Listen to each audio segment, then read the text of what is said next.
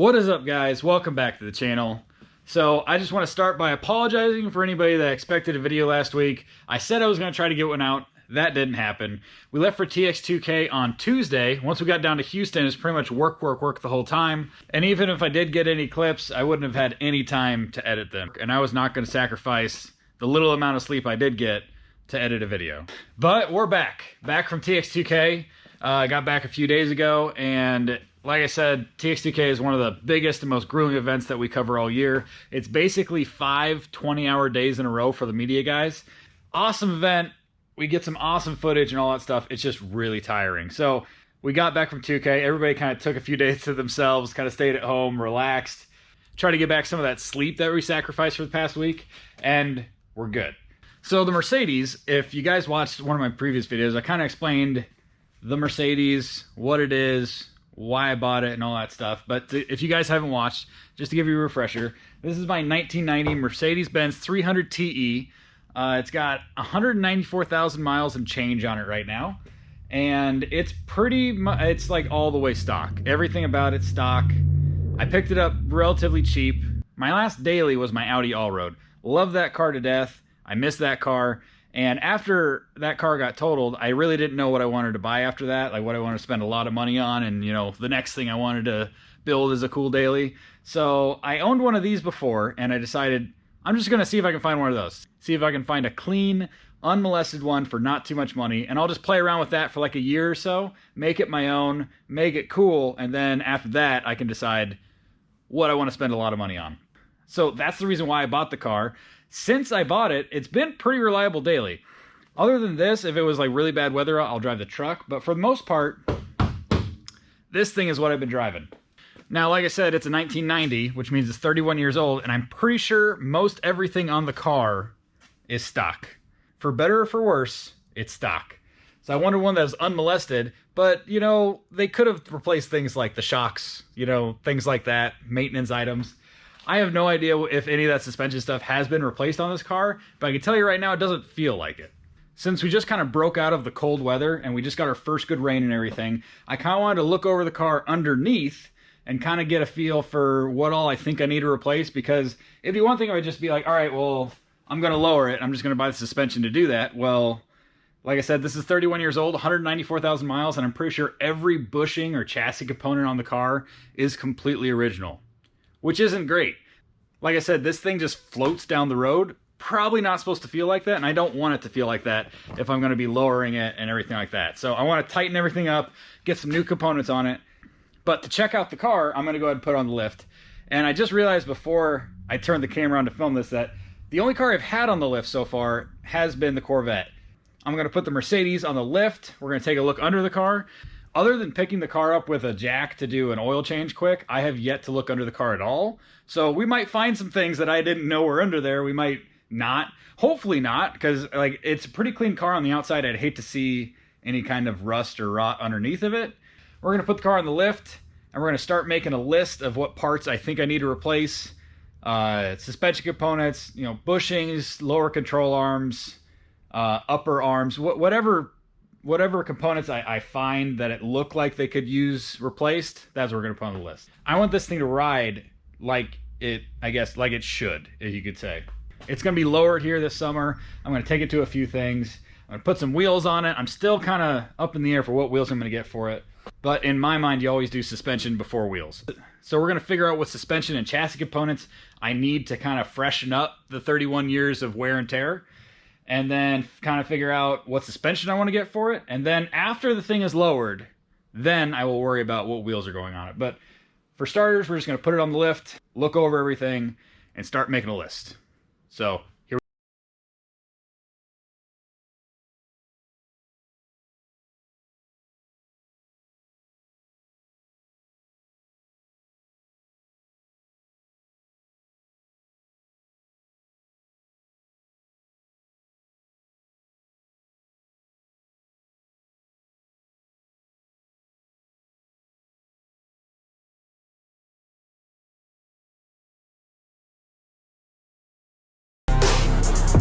All right, she fits. I'm pretty sure anyway. Got a little bit over here, 3-4 inches.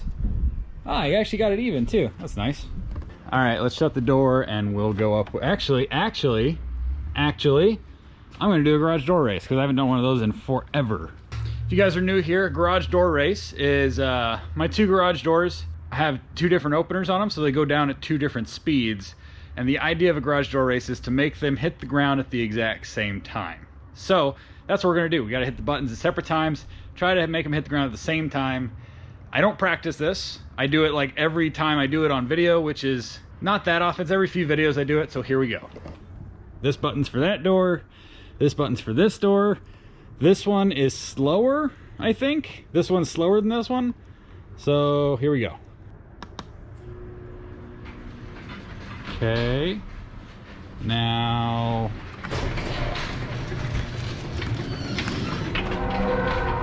they gotta hit the ground at the same time.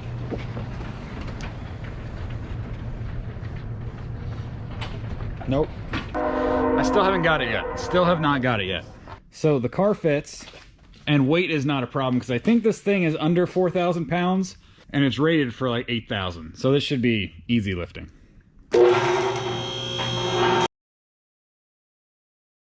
right, I think we got one more click and then we'll be touching the roof, so I can't go too much higher.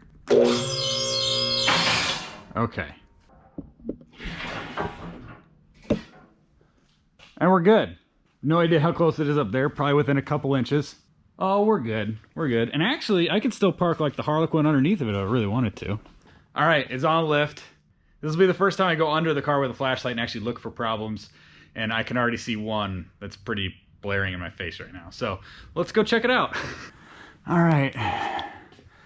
Now, the first thing I see is the exhaust right here. That looks like a exhaust tip that is pointed backwards, and then looks like they tried to weld pipe here a little bit. I mean, they did it okay, like for what it is. I'm not mad about it. I don't think it leaks very much. I don't know. And then this is the best part. So it goes over here. So it goes from the muffler, or is that the catalytic converter? I don't know what the hell. I don't know what I'm looking at right now. Whatever this is, we're gonna say it's a muffler. Goes into here. It's supposed to go into one pipe thing. So they fixed it does do that, just probably not the way it's supposed to with this pipe. And then it goes over here. This drops down quite a bit. Don't think it's supposed to. And this is at least it's metal, right? It goes up to the hanger up there. So probably need to have an exhaust shop do some exhaust work on this thing at some point.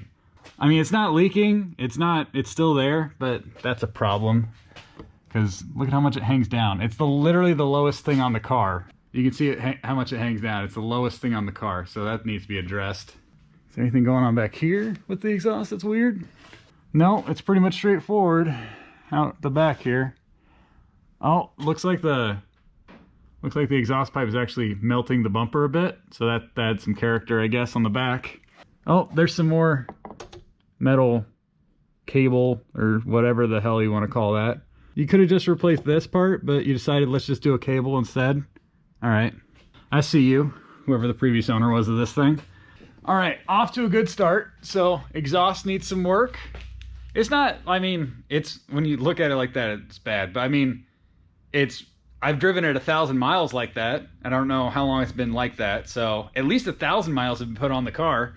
We will be addressing that at some point though. So exhaust needs work. Let's see what else we got. All right, so we're gonna take a look at suspension and all that stuff too while we're under here. The subframe back here looks like it has some surface rust, but that's I'm gonna say that's normal on a car like this old and all that. Let's see. This bushing, or whatever you want to call this back here, goes from the drive shaft to the rear end. Actually looks pretty good. That might have been replaced already. Everything else though looks pretty well old and needing replaced. When I lower it, it's gonna get new control arms underneath, so that should fix this. I'm sure this bushing, oh yeah. I'm sure the bushings for the control arm are completely gone. So it's getting new control arms already. So the suspension on this thing is very German engineered. And by that, I mean it's over-engineered. So here's what we got. So we have the lower control arm that the spring kind of sits in right there. That's getting replaced. And then we have 1, 2, 3. Is there a fourth? Is there a fourth somewhere? There's the fourth one right there. So there's 4 different points where the spindle actually connects to the chassis or the subframe back here. So 1, 2, 3, and then 4 up there. For some reason, that seems a little bit overkill. Seems like a lot of stuff to go bad, a lot of bushings to go bad. We're going to be replacing all 4 of those links on both sides. See, the shocks in the back definitely need to be replaced. I'm going to guess sway bar bushings probably need to be replaced. I think I can still run the sway bars after I lower it, but I'm not 100% sure. Oh, there's that exhaust hanger that's not being used. That's awesome. So exhaust, rear suspension, lower control arm, all the... I'm going to look them up to see what these things are called, but there's 4 different ones that connect the spindle to the actual chassis of the car. I know the wheel bearing on the passenger side here needs replaced. I was told the one on the driver's side's been replaced, and it doesn't make any noise, so we're just going to leave that for now. But wheel bearing on this side, let's go to the front. We are leaking pretty good worth of oil. I can tell you that just from the spots in the ground that it creates over there, but on top of that, this cross member is pretty much soaked. The bottom of the oil pan is soaked. Everything is frickin' soaked. Where all does it come from? So one of the things I learned many years ago was oil doesn't leak up. So wherever the highest point of your oil leak, start there. Don't look higher than that, because if nothing else is wet up above that, that's not where it's from. So we're gonna take a look at this. All right, so cross member soaked, oil pan is soaked, block is pretty well soaked. Okay, this tells me something. So I don't know if you guys can see that, but the exhaust manifold's up there and it's dry. But then there's where the head meets the block, it starts leaking there. And that's where it starts getting wet. So what that tells me is the head gasket is leaking. Now I've heard this being a problem on these. I didn't know it was a problem on mine, which kind of sucks, but the head gasket will leak oil, and you won't experience any other things that a blown head gasket would give you, like coolant in the oil or anything like that. It runs fine. From what I looked up, it's kind of a thing that these do. I don't know how common it is, but it is something I did look up before, and it's a problem with these sometimes, and I guess it's a problem with mine. So it's leaking oil from the head gasket, so the head gasket needs to be replaced at some point.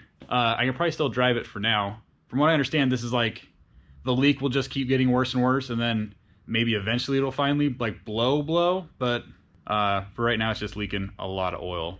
By a lot, I mean just more oil than the rest of my cars leak, which depending on how much your other cars leak, it might not concern you that much. Exhaust, rear suspension, oil leak from the head gasket, so probably head gasket.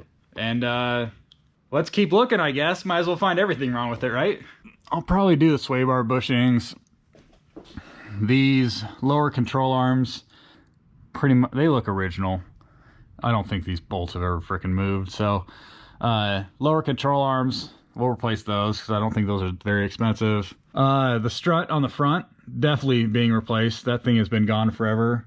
Other than the basic stuff, nothing really is alarming me on the front. So that's not as long of a list as I thought it would be, but still a couple things I wasn't expecting. The head gasket leak, that's gonna suck. I have no doubt I can do a head gasket on one of these things, but that doesn't mean I want to. You know, if you're a car person like me, I'm sure you've been asked by your friends, your family, anybody that knows you're a car person has come to you and said, hey, you still work on cars? And the answer is yes, I still work on my cars. Just because I think I can figure out how to work on your car doesn't mean I want to, and doesn't mean I want to make money doing it. I know how to work on cars enough to work on my cars, okay? I don't want to dig into learning how to do like a head gasket on somebody else's car. But on my car, I can probably figure it out. I don't know if I should fix the head gasket or do the suspension first. I can tell you which one would be more fun, and that's suspension. Getting this thing lowered on the ground would be way more fun than doing a head gasket, but one might be more important than the other. So I guess we'll flip a coin to see which one gets attention first.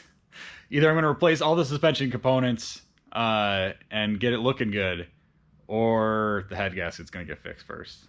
If I'm as irresponsible as I think I am, and knowing that I have other cars I can drive, this thing's probably going to get lowered first, but maybe the car will decide that for me. Anyway, head gasket, the exhaust needs some attention at some point. All the worn out suspension components, those 4 links on the back on either side, any bushing, anything like that. The lower control arms are going to be replaced. The shocks / struts, the wheel bearing on the passenger side in the back. I was going to replace the injectors. So the injectors are pretty easy. They're not like the injectors you're thinking of. They're pretty easy to do. And they're like 20 bucks a piece, and there's 6 of them. So I'll probably replace those. It has a little bit of a stumble at idle. By stumble, I mean just kind of, every once in a while, I'll just kind of miss. And I know it's not the spark plug wires or anything like that. And I've been told that there's been people that have had the same kind of issues. They replace the injectors, and it just nice and smooth after that. So I'll probably spend a little bit of money on those, see if I can get it to run a little bit better. So yeah, this was my project for the day. I just wanted to come out here, take a look at the car, give it a once over underneath of it, and take a look at things. I still am very impressed with how clean this car is as far as like rust and wear and tear under the car. I have no doubt now that it was a California car until 2014. Very little salt corrosion or anything like that on it. But it does have some things that need attention, for sure. Also, yesterday or the day before, I believe they just announced that they're doing the Alpine Volks Fair May 20th through the 23rd. I've been asked by a couple people, am I going? I looked at my work schedule. Unfortunately, I can't go. I'd love to take one of these cars there. I'd love to road trip. If I could get the Mercedes reliable enough in 2 months, I would have loved to road trip that. But not going to work out with my work schedule as it sits right now. My schedule changes last minute from time to time. So maybe I get like a dream scenario where I get to actually take one of these cars. But as of right now, highly doubt it. I do still want to go to a show at some point this year, take one of these cars with me. Let me know what shows are coming up, where I should go. I'm pretty much open to anywhere. I drove to H2O like 5 years in a row, and that was 24 hours of driving each way, and I did that by myself. So any shows you think I need to hit with either the Mercedes or the Harlequin this year, let me know. I'll try to make it out to at least one. That's my goal every year, is try to make it out to one, because that's really all I have time for. This thing is going to be getting my attention for the next few months. Any extra money I get, I'm going to try to put it into parts for this thing to make it look good, reliable. I still need to figure out a wheel combo for this thing, and this will be my nicer looking daily that I'll, hopefully within a couple months, 2-3 months, it'll be on the ground and looking how I want it to. Right now, it's kind of sad when I walk out of a store or something like that, or I'm walking into a store and I look back, it's just like a stock Mercedes wagon, which I love the fact that it's clean and everything, but I can't wait to see what this thing looks like after I'm done with it. Also, guys, I have decided that I'm going to do a Q&A video once a month. And during that Q&A video, I will open all the things you guys send me, which is a bunch of stickers, shirts, posters, anything like that. If you guys send me anything, I will be opening all of that stuff in the Q&A video once a month. And it'll probably be at the beginning of each month. I have some stuff from you guys right now sitting in the house. I know some of it's really freaking awesome, but I'm going to wait to open any of it until I film that video here in a couple weeks. So if you guys have anything else you guys want to send me, stickers for my door, posters for my wall, t-shirts, anything you guys send me, I really appreciate any of it. It's really freaking awesome you guys send me stuff. If you guys want to send me anything, hit me up on Instagram. I will shoot you an address you can send stuff to, and I'll open any and all of it when I do my Q&A video at the beginning of each month. Now, I know today's video was a little more boring than normal, just going over the car, but I wanted to get a video out. That way I didn't go 2 weeks without a video, and then I'd go 3 weeks and 4 weeks, and then I wouldn't do a video for a few months. So I wanted to get something out this week so I wouldn't get a rhythm of not putting up a video. So there you guys go. Thank you guys so much for watching. Sorry about not getting a video out last week, but like I said, I was swamped at TX2K. There'd be no time to film or edit anything. So thank you guys for bearing with me.